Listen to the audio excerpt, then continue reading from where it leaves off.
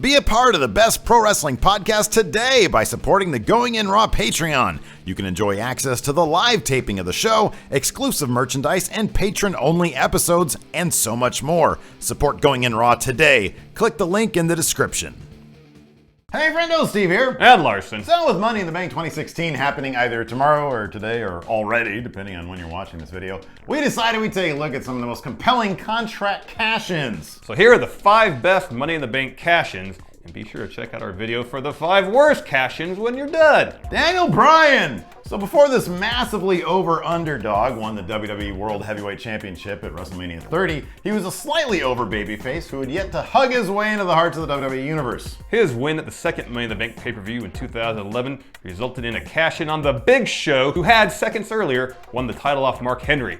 Bryan's cash-in led to The Big Show holding the current record for the shortest world title reign in history. It also led to Daniel Bryan's great but short heel run with the title, which led to his legendary tag run with Kane, which led to his nuclear explosion in popularity and his unlikely win at WrestleMania 30, one of the very few times a superstar's popularity forced the hand of the WWE and gave him the world title. And it all started with that cash-in on The Big Show. Sadly, as we all know, his title run and career were cut short due to his brain getting all banged up and concussed-like.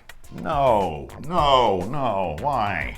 Randy Orton! The birth of the Authority started with an RKO out of nowhere as Randy Orton cashed in his Money in the Bank contract on Daniel Bryan moments after winning the title from John Cena and after special guest referee Triple H went heel on Bryan with pedigree. It kicked off an 8-month program for Bryan, culminating in his victory over both Triple H and Randy Orton and Bautista at WrestleMania 30. It's still not really known if that was part of the plan or if the WWE had their hand forced by a fan base so completely and totally behind Bryan. In any event, it made for amazing pro wrestling. None of it would have happened if not for that first emotional kick in the gut by Randy Orton's cash-in. See, Randy can do good things. He can do good things.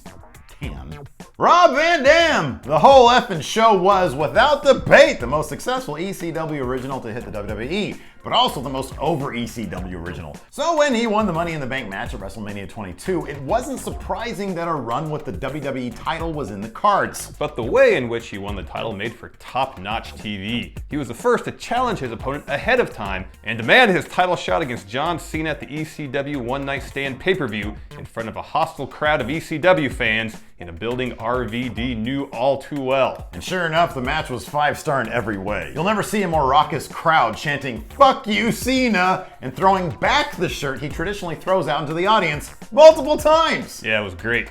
Remember, this was 2006 Cena, before half the typical WWE crowd turned on him. He was still massively over at the time. But the ECW crowd was firmly behind Van Dam, who pinned Cena after a 5-star frog splash, became the only person to hold the ECW and WWE championships simultaneously until an arrest for drug possession resulted in him losing both titles and serving a 30-day suspension. And to this day, he's still the only guy to have declared his intention to cash in on a later date and win, as opposed to all the others who usually opportunistically cash in after a beatdown or a match has weakened their opponent. Nothing will ever beat the "fuck you Cena" chance. Those are fucking great. And he looks so dejected too. Like he had never experienced that before. And the shirt oh, tossing God. the crowd and throwing back. Watch it. Go watch it. That was great. Seth Rollins! We were there at WrestleMania 31 when Brock Lesnar and Roman Reigns were tearing each other to shreds, and in the first time during a WrestleMania main event, a Money in the Bank contract was cashed in during the match by the architect himself, Seth Rollins. One curb stomp later and Seth was champion. It was the biggest mark-out moment for us watching a live wrestling show since Scott Steiner dubbed himself White Thunder back at Nitro in 1998. That was just really weird. Yeah. Anyways, it led to my personal favorite title run since the CM Punk days of 2011 and 2012, and the actual cash-in, especially in person, was an emotional high, mainly because none of us wanted to see a Roman Reigns title run. And nowadays, you're seeing why. It's kind of boring.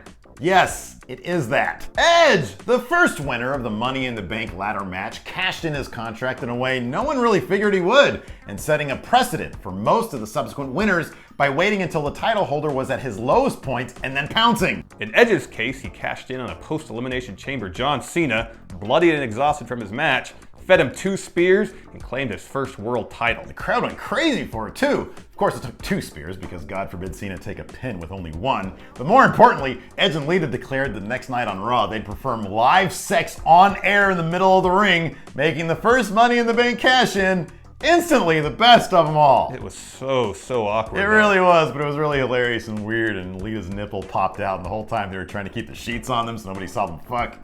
Wrestling can be really weird sometimes. You know what's not weird? Checking out our worst cash-ins video, and that's up now. Check it out and sub and share and all that good stuff. Sure to let us know what cash-ins you guys like in the comments, and do not say Kane, because that doesn't count. Well, Kane, he deserves to have a title Cashed in on Rey Mysterio. What's wrong with that?